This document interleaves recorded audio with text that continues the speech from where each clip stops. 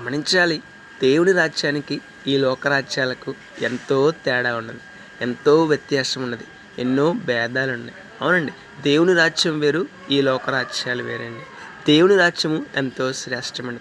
దేవుని రాజ్యము ఎంతో గొప్పది. దేవుని రాజ్యము ఎంతో బలమైనది. దేవుని రాజ్యము ఎంతో సంతోషంతో సమాధానంతో నిండి ఉన్నది. మరి ఈ లోకరాజ్యాల పరిస్థితి ఏంటి? ఈ లోకరాజ్యాలు దేవుని రాజ్యంతో ఏమాత్రమును సాటి రావండి. ఒకసారి ఆలోచన చేద్దాం.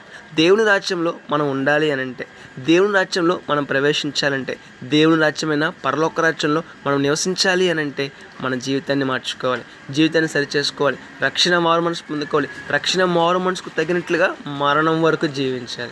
మరి మనలో ఎంతమంది దేవుని రాజ్యానికి తగినట్లుగా జీవిస్తున్నాం?